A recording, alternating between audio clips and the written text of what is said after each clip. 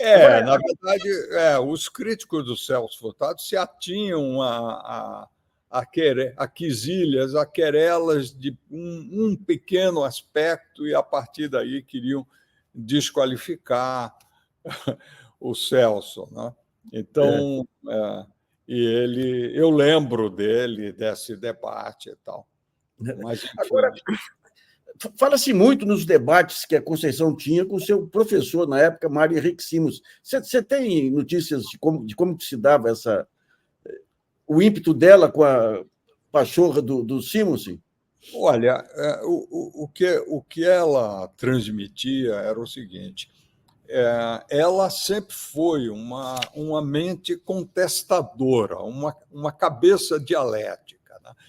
Ela precisava negar para poder validar e para poder compreender. Então, esse método dela era intrínseco à maneira dela pensar, e isso levava a ela a contestar qualquer postulado, qualquer análise, ela contestava aquilo. E ela fazia isso de uma maneira muito veemente. As pessoas confundiam isso. Ela está brigando comigo? Não, ela estava brigando com as ideias, com aquela ideia. Era a forma como é. Eu entendi logo isso, então você ficava tranquilo e discutia. Mas em relação ao Mário Henrique, ela foi contemporânea do Mário Henrique lá na faculdade e ela manteve um relacionamento de mútuo respeito e de amizade, né? E ela tinha uma gratidão grande ao Mário Henrique no momento em que ela foi, antes de ir para o Chile, ela foi detida acho que ficou umas 48 horas, numa situação humilhante, né, pelas forças de segurança, e o Mário se empenhou muito, o Mário, à época, ministro de Estado, se empenhou muito em obter a libertação da Maria. Não. É. Além disso, ela tinha um sentido, talvez, de hierarquia. Ela mantinha o professor Bulhões, né, tinha por ela estima e respeito, porque ele a considerava uma pessoa, obviamente, fora do gráfico pela sua inteligência, pela sua rapidez, né? Ela tinha uma velocidade de raciocínio imbatível, quase. E ela tinha uma relação de respeito, né? Mútuo e enfim, era uma pessoa considerada e respeitada e vice-versa em relação aos seus mestres. Agora é gozado que ela, apesar da veemência, assim, ela tinha muito respeito pelos fatos, né? Ela, por exemplo, ela respeitava o papel do Delfim como ministro. Eu não sei como é que ela viu o Roberto Campos pré-golpe também aí, mas parece que ela não tinha dogmas, né? Era uma pessoa que tinha uma racionalidade. Não, ela tinha um princípio fundamental e eu aprendi isso assim. Ela, por exemplo, ao estudar indústria, ela não aceitava, um aluno queria fazer uma tese, tinha uma hipótese, interpretação, ela dizia, mas meu filho, onde é que estão os dados, onde é que estão as evidências? Não é? Então, discutir desenvolvimento industrial, discutir setores, sem uma análise estatística bem fundamentada. E ela cobrava a qualidade dos dados, checava, e só depois que ela se sentia confortável que aquilo tinha uma fundamentação nos fatos, é que ela, então, admitia começar a conversar. Então, ela era muito rigorosa em relação a isso, né? A construção da análise, a base quantitativa e estatística. Obviamente, modelos matemáticos abstratos, ela desprezava completamente, mas ela não desprezava jamais, inclusive com rigor, não é? O conhecimento com base em toda a estatística que refletia a realidade econômica, etc. Então, era uma pessoa rigorosa, uma economista rigorosa desse ponto de vista. Uma coisa foi uma novidade para mim, vendo aí as biografias que saíram dela, ela trabalhou em um dos grupos de trabalho do Plano de Metas do Juscelino. Sim, eu acho que jovem ela trabalhou na fundamentação do Plano de Metas lá, né? O escritório, depois o escritório CEPAL, o Plano de Metas foi elaborado em 56, 57, né? Mas ela já estava vinculada à CEPAL e ela colaborou com a elaboração do Plano de Metas.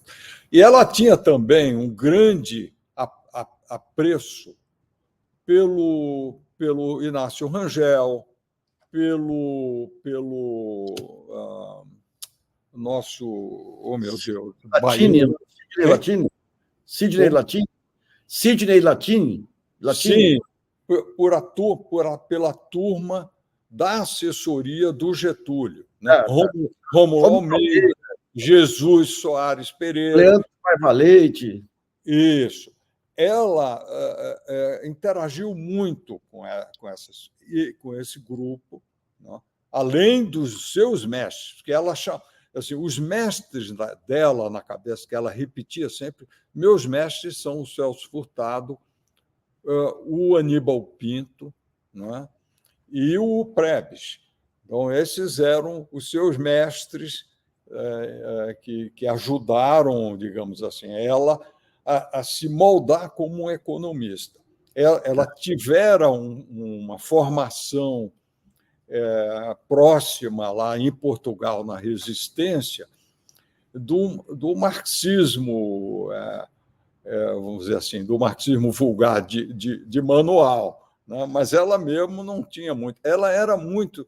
A Maria era, por natureza, uma pessoa de pensamento livre, você diz, sem dogmas, e eu diria, sem dogmas, e gostava de destruir dogmas e paradigmas. Sabe como é que, quando vem, digamos, essa fase tenebrosa aí, que depois do impeachment, que esse ultraliberalismo que sacudiu o Brasil, como é que você teve contato com ela nesse período para saber do estado de espírito dela?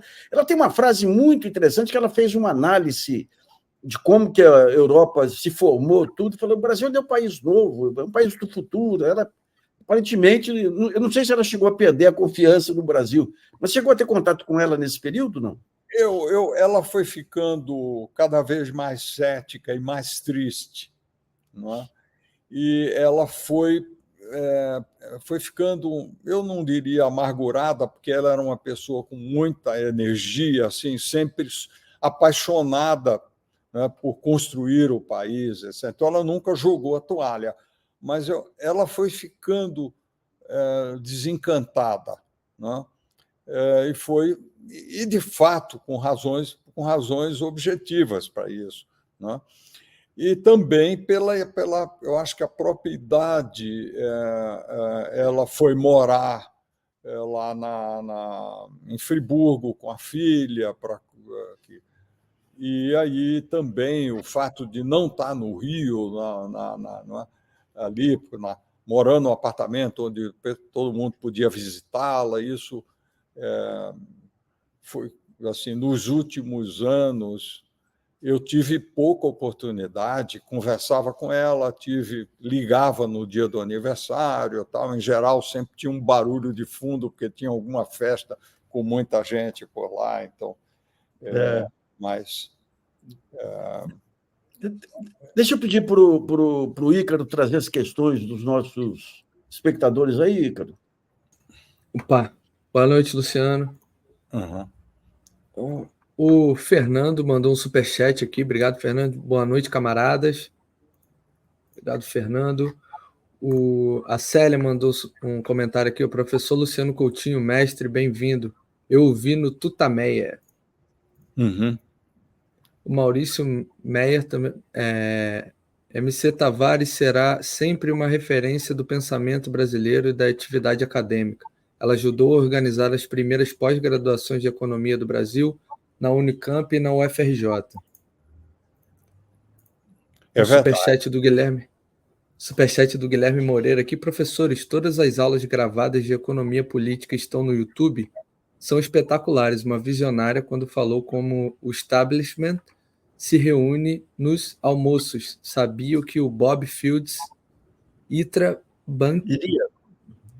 banquetear só com um lado do espectro político. Agradecer aqui também o superchat da Maria Olímpia. O Cláudio Geraldo Chon mandou: o clima que o Luciano descreveu com a criação do programa de pós-graduação é uma das experiências mais gratificantes que um pesquisador acadêmico pode ter. Parabéns e obrigado por compartilhar. É verdade. Eu tive uma experiência excepcional, recém-doutorado. Eu, por razões também de extraordinárias, eu terminando dedicando muito cedo, né? E aos 28 anos eu já tinha o doutorado no exterior e pude participar dessa construção de uma maneira muito direta, junto com os meus queridos amigos e professores na Unicamp, a Maria, o Barros Castro, o Lessa, mais os professores lá do Instituto de Economia, o João Manuel Beluso, o Wilson Cano, o Ferdinando, né? Vários que ajudaram, eu não sei se esqueci algum, mas que ajudaram a estruturar todos aqueles cursos. Luciano, a gente teve, digamos, todo